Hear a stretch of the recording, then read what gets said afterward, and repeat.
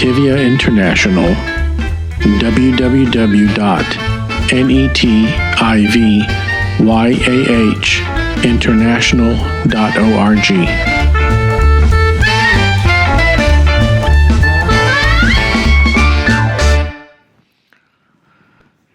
Shalom. My name is Joseph Shulam, and I'm doing another mind candy, a new mind candy. This mind candy is unusual because it deals with topics that we don't normally deal with. Israel is in the middle of a horrible war with a terrorist organization supported by Iran. There are two of them. One is the Hamas in Gaza, and the other one is in Lebanon, the Hezbollah, that is directly connected to Iran. And this war has already cost a lot of lives on both sides, obviously more on the Hamas side in Gaza. It all started on the 7th of October when over 3,000 men cut the fence between Israel and Gaza and entered into Israel with cars equipped with large caliber machine guns on top of the pickups, motorcycles, scooters, every kind of vehicle you can imagine, and attacked a group of young people that had an event like Woodstock, not far from the Gaza border, slaughtered 1,300 people in horrible ways. I mean, it's not just shoot them, no. They beheaded them, they raped the women, gang raped the women, and then shot them. Sometimes during the rape, they also, mutilated their body parts, their sexual parts, and took over 200 and some, close to 300 hostages.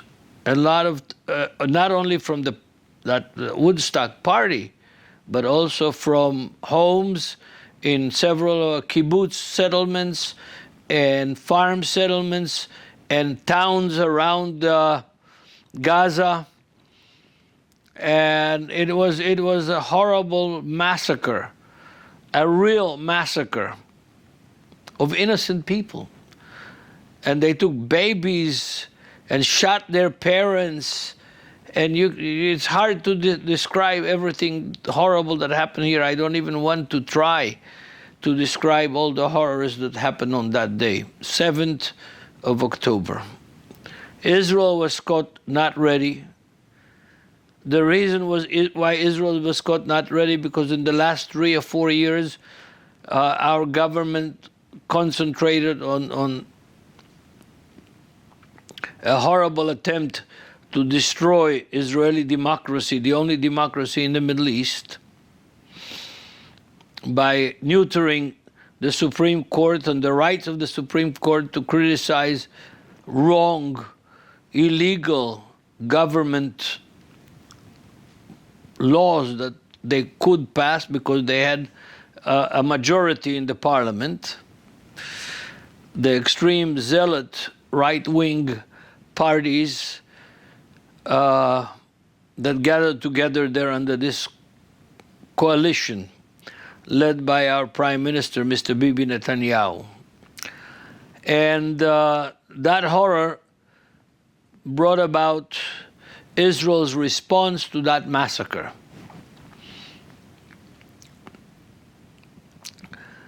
But I don't want to talk about the massacre or the politics around it. I just mentioned it as the reason why I'm doing this mind candy. I'm doing this mind candy for two reasons. One is to explain the roots of this deep, deep demonic hate that the Palestinian Arabs in Gaza, the Hamas, but not only them, some of the other Palestinians as well, have against Jews, but not only against Jews, also against Christians. There have been Christians martyred and massacred in Gaza in most horrible ways. I know myself, the guy that was manning the Bible Society, the British and International Bible Society in Jerusalem, in the Arab side of Jerusalem, in the east side of Labib Madanat was his name. So he was transferred to man the Bible Society bookshop in Gaza. They massacred him in the street in front of his wife and his children, cut him to pieces and paraded the pieces of his body through the streets of Gaza. So they did horrible things. Burned people alive in their houses on the 7th of October. So Israel responded. But I don't want to talk about that and the war and the politics. This is just to mention as a background what motivated me to do this teaching. So one of the reasons is I want to explain the relationship of Islam with the Jewish people based on the Muslim and on the Hadith, on the commentaries that were written after the Quran. But I want to start with a Jew that lived in the 12th century. His name was Moses, the son of Maimon, the son of Ovadia. In short, he's called Mimondies in English, Rambam in Hebrew. He was born one day before the Passover in 1135, according to Western calendar, 4,995 according to the Hebrew calendar. He was born in the city of Cordova, Spain.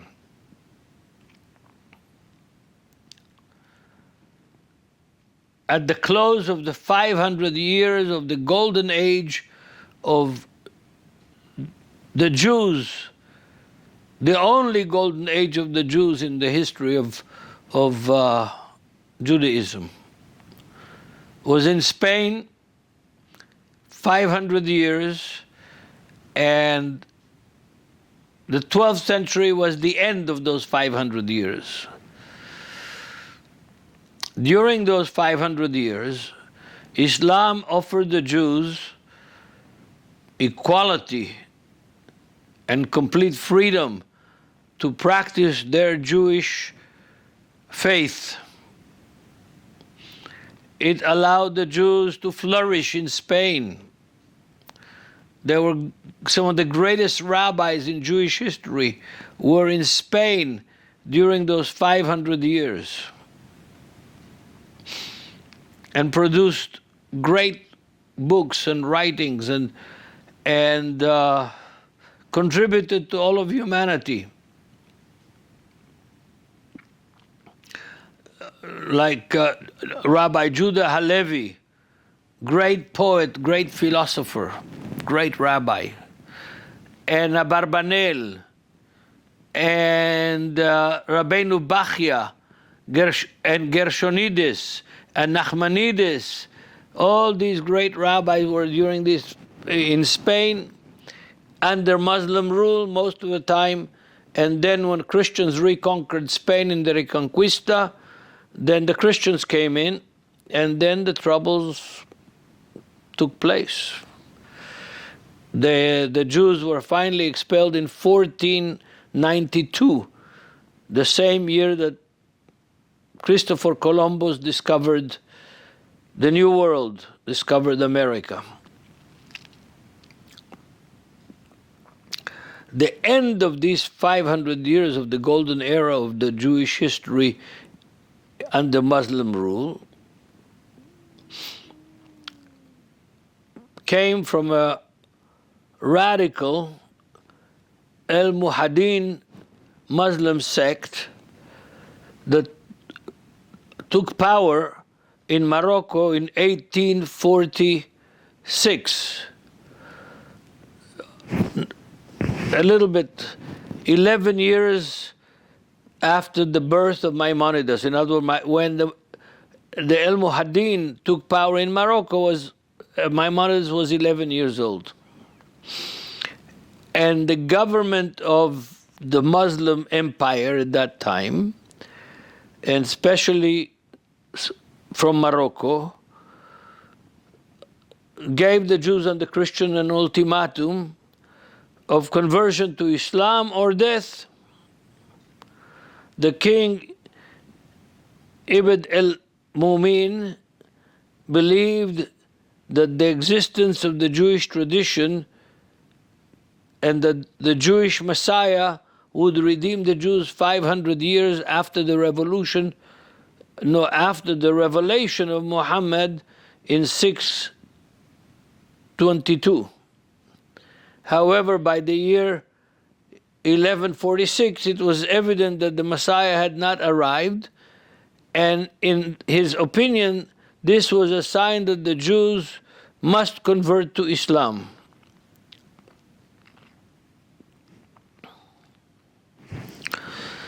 And in order for the Jews to convert to Islam, there was a law passed that Jews that don't convert to Islam will live under Islamic law.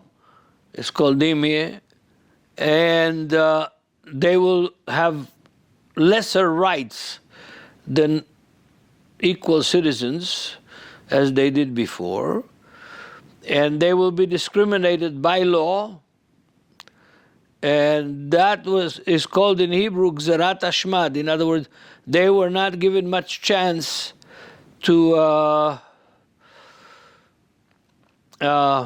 live a good life like they had before under Islam. Entire Jewish communities in Cordoba, Granada, and other cities and centers of Jewish life in Spain, in Morocco, and in around Morocco, Western North Africa, converted to Islam in order to keep their properties, to keep their jobs, to survive. Among them also was the family of Mimondies.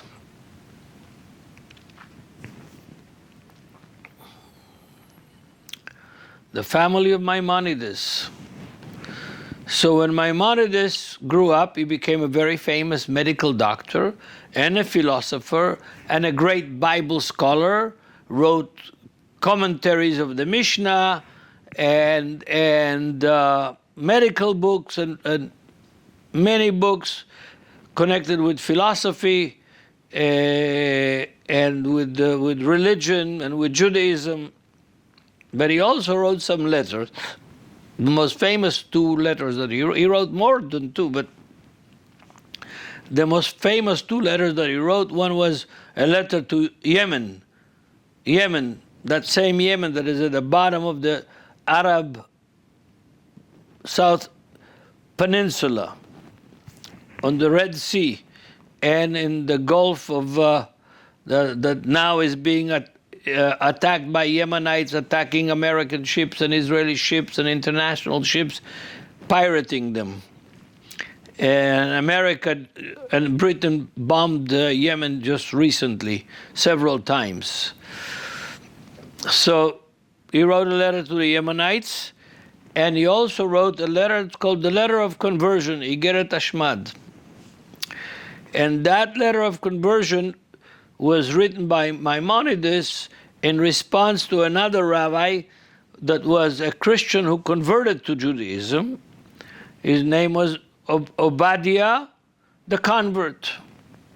And in that letter, Obadiah the convert wrote that it is an absolute sin to convert to Islam or Christianity, a sin that is worth death. In other words, it's better for you to die than to convert. So that was the motivation that Maimonides wrote that letter of conversion. In that letter of conversion that Maimonides wrote, it's very interesting and very important for us, especially for Messianic Jews, very interesting, very important for us and for the rest of Judaism, instruction. The big thing about that letter of conversion that Maimonides wrote, remember that his own family had converted when he was 13 to Islam. And then he became the chief private doctor of the Caliph, the ruler of the greatest empire ever existing in the world, from the Atlantic Ocean on the 1040 parallel all the way to the end of Asia, to the Pacific Ocean. So that Islamic empire, Maimonides was the doctor of the Caliph, of the ruler of that empire. So Maimonides' reasons, and he wrote it when he was actually in Morocco, in Fez, the city of Fez in Morocco, at the age of 24. In that letter, he reasons the following reasoning.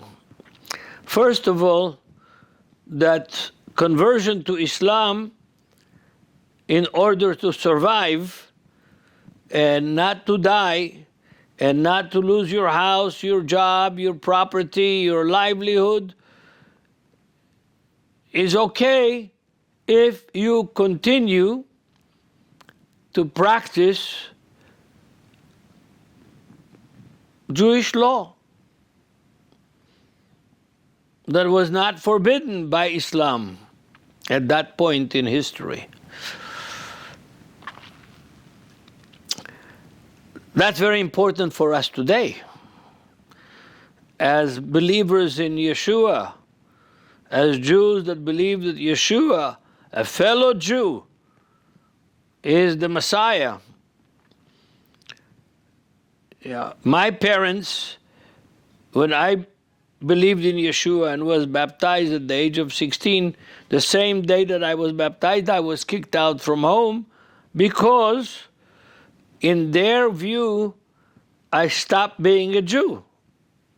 Not in my view. Not in my view, and not in the view of the people that I heard, the gospel from. I never stopped being a Jew. Neither did Paul, Peter, James, or any of the other apostles. There is nobody in the whole New Testament that called himself a Christian. Others, pagans in Antioch, called them Christians. They never called themselves Christians. Paul says 5 times, I am a Jew, I am a Hebrew, and I am an Israelite. I am a Pharisee of the Pharisees in the letter of the Philippians. And when it comes to Jerusalem in Acts chapter 20, or 20 or 21, I don't remember right now, I don't have my Bible open. But in verse 20 also, he says that when James meets Paul and Paul's disciples, the 7 disciples that came with him to the land of Israel, to come to Jerusalem to worship in the temple, they say, look, brothers, so how many tens of thousands of Jews we have, and they're all zealous for the Torah. That was the early church.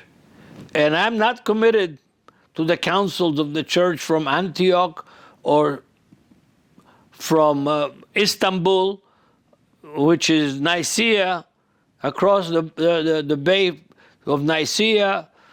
And I'm not committed to Santa Claus. I'm a Jew. I never stopped being a Jew, just like the apostles didn't. And the early church, the Jews remained Jews in the land of Israel, but not only in the land of Israel, also in the diaspora. They celebrated the Passover. They were commanded to celebrate the Passover. So Maimonides, in this letter of conversion, does something that is very important for us today.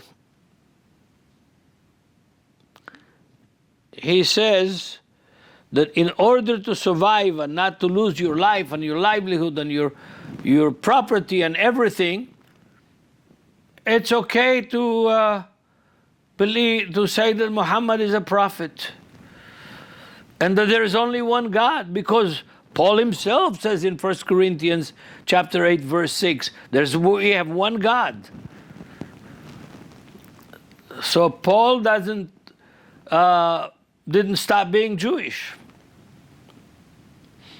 Neither did the other apostles. And so Maimonides says, in order to survive, it's okay to convert to Islam, and even if it's hypocritical to do so, because you never intend to stop being Jewish, you do it to survival, and survival, life is more precious than just about anything. There's only two commands in Judaism and in the Bible for which you die and you don't succumb to them. One of them is idolatry, to worship idols, that you die. We have examples mentioned in the New Testament of Hannah and her 7 sons in the book of Hebrews in chapter 11 or 13. I think chapter 11 of Hebrews, of a mother that saw her 7 sons killed in most horrible ways, and not worship the idol that Antiochus Epiphanes put in different places in the land of Israel. Yes, fascinating. So Maimonides writes this letter. It spreads all over the Jewish communities around the world in his days in the 12th century. That helps Jews cope with the Inquisition that starts later on in the 14th century. That letter, the letter of conversion by Maimonides. And it should help us today too, because the concept of Jewish evangelism by both Christians, and I've experienced it on my own self, is that if you believe in Jesus, you stop being Jewish. And you stop celebrating the Passover. Even though the church is commanded to celebrate the Passover too, the Gentiles are commanded in 1 Corinthians chapter 5, verse 7 and 8. But I experienced this battle with some of the big shots in Nashville, Guyan Woods and others, that they said, if you believe in Jesus, you can't come. Until I showed them the scripture, and then they said, as long as you don't do it for salvation. There's no Jew celebrating Passover for salvation. It's for memory of the greatness of God's acts to save his nation out of slavery into freedom. Yes. So in the end, Guyan Woods himself got convinced and said, it's okay for you to celebrate the Passover. Thank you, Mr. Woods. God bless you wherever you are now.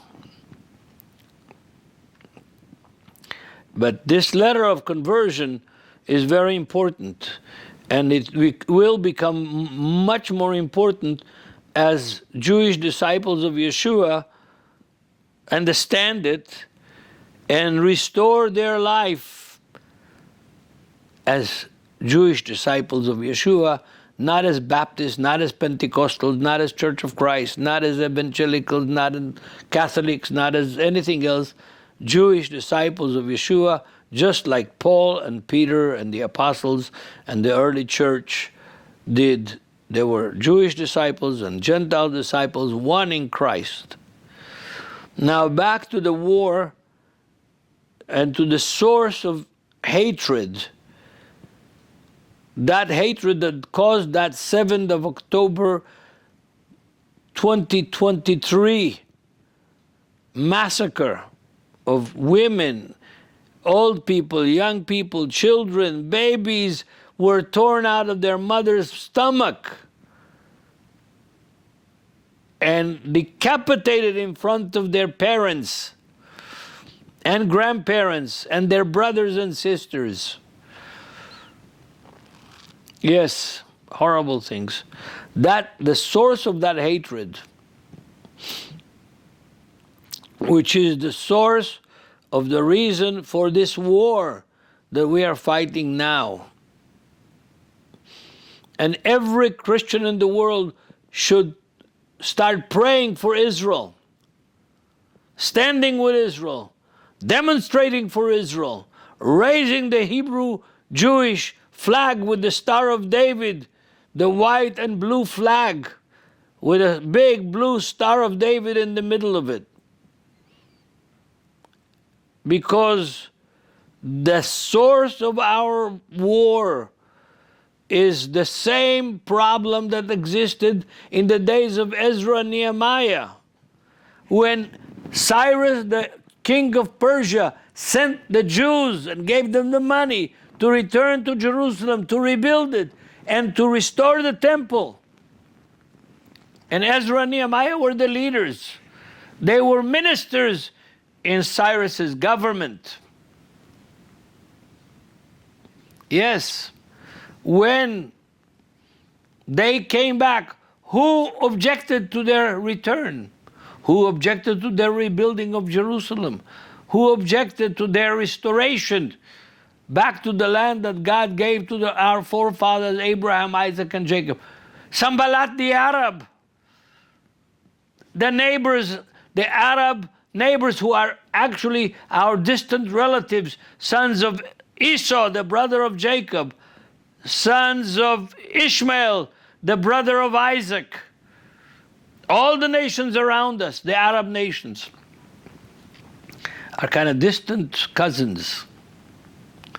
And that hatred, demonic hatred that has brought the Arabs to hate us so much,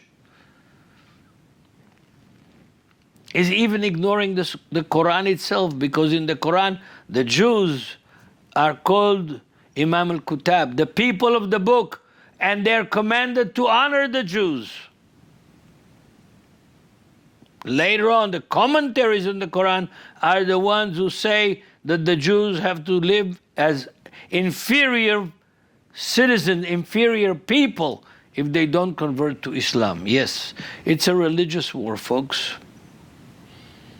The war between Israel and Hamas, Israel and the Palestinians, Israel and the Arabs, is a religious war. Not that the Jews want to impose Judaism on the Arabs. It's the Arabs want to impose Islam on the world. And if you think that the Muslims in Europe are not trying to do the same now to the Europeans and to the Christians, you're wrong. Every Muslim student going to a Western country to study in colleges and universities is indoctrinated before he receives the permission to go there with Islam, and is a missionary of Islam. I can give you examples of people, Christian people that I know from Germany who studied in Israel, girls that married Muslims and got pregnant, and in order to marry and not be left pregnant with a baby that an Arab made with them, they had to convert to Islam.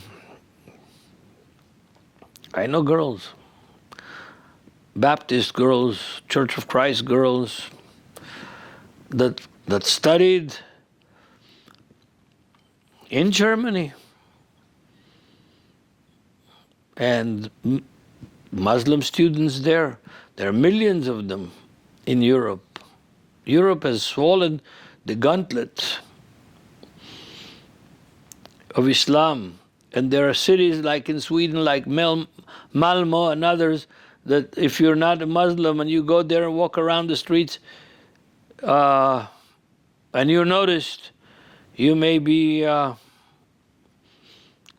feel the discrimination, may feel also the violence that will come upon you in some of the neighborhoods. They may stop you and ask you for your wallet or your iPhone. And if you don't give it in these neighborhoods, you could even get killed. Yes, great violence. So my dear brothers and sisters, this is mind candy, not a sweet candy. But it's a mind candy that you need to start praying for your own countries, for your own communities, and especially for Israel during this war. And stand with us. We are doing a great job changing the very paradigm of what it means to be a Jewish disciple of Yeshua, because of all the great things that God has used us to do for the military, and because of all the Jewish believers who excelled and excel in the battle for the survival of the Jewish state and the Jewish people in their homeland that God gave to our forefathers Abraham, Isaac, and Jacob as an eternal inheritance. May God bless you. This is Joseph Shulam from Jerusalem, Mind Candy.